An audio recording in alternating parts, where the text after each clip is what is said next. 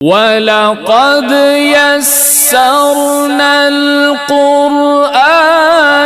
لِلذِّكْرِ فَهَلْ مِن مُدَّكِرٍ۔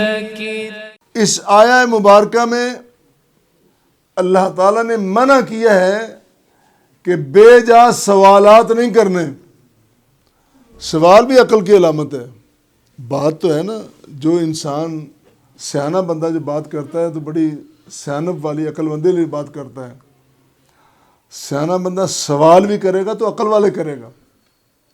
منع کیا گیا بے جا بے معنی غیر متعلقہ سوالات نہیں کرنے۔ اور ارشاد کیا فرمایا؟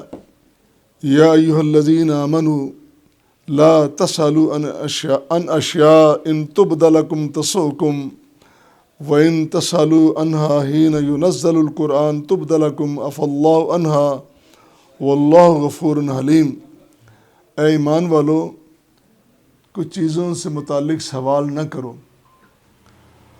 ایسا نہ ہو کہ تمہیں ان کا پتہ چلے تو تمہیں برا لگے۔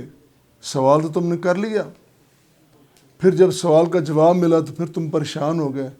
لہٰذا بہتر ہے کہ تم سوال ہی نہ کرو۔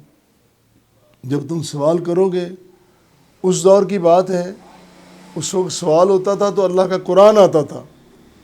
فرمایا اگر تم سوال کرو گے قرآن نازل ہوگا، پھر تمہیں پتہ چلے گا، پھر تمہیں تکلیف ہوگی کہ یہ بات مجھے نہیں پوچھنا چاہیے تھی۔ ہوا کیا؟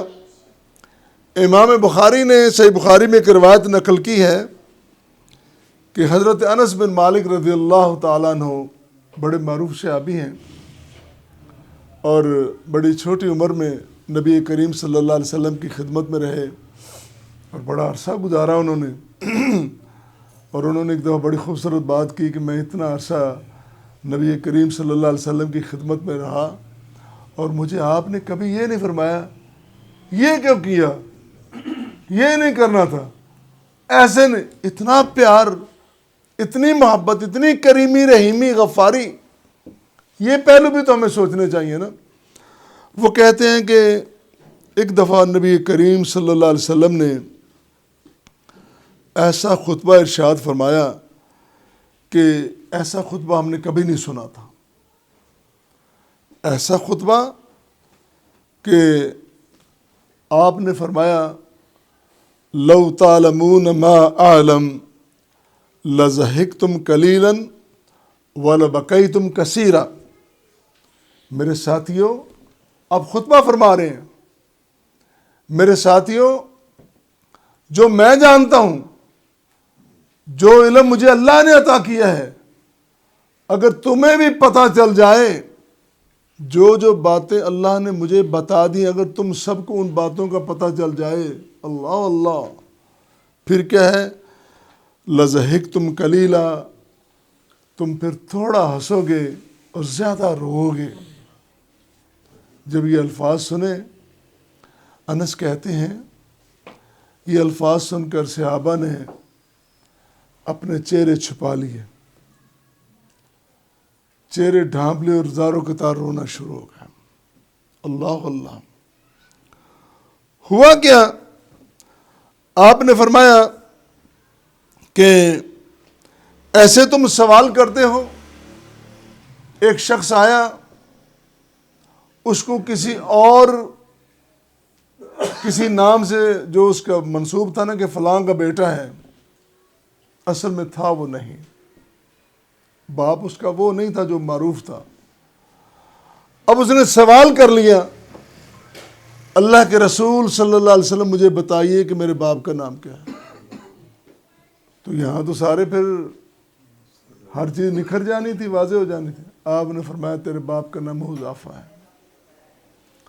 ماں کو پتہ چلا، وہ پریشان، سارا قبیلہ پریشان، اتنی بڑی پریشانی ہوئی۔ تو اسی لیے آپ نے آداب بتا دیے کہ تم ایسے سوال ہی نہ کیا کرو۔ اور یاد رکھو، تم سے پہلی قوموں کا حال کیا تھا؟ قد سألها قوم من قبلکم ثم اصبحوا بها کافرین۔ تم سے پہلی کئی قومیں اسی لیے کافر ہو گئی، منکر ہو گئی کہ انہوں نے وہ سوال پوچھ لی جو نہیں پوچھنے چاہیے تھے۔ لہذا سوال بھی ایک دائرے کے اندر احترام کے، تمیز کے، ترتیب کے دائرے میں رہ کر سوال کیا جائے۔ یہ ساری وہ باتیں ہیں، یہ وہ خلائی باتیں نہیں ہیں، آفاقی باتیں نہیں ہیں، یہ وہ ساری باتیں وہ جو ہمارے معاشرے میں، سماج میں ہمیں پیش آتی ہیں، ہماری ضرورت ہے۔ اللہ ہمیں توفیق دے کہ ہم قرآن کریم سے استفادہ کر سکیں اور اس کی تعلیمات کو اپنے دلوں میں، سینوں میں بٹھا سکیں، عمل کر سکیں۔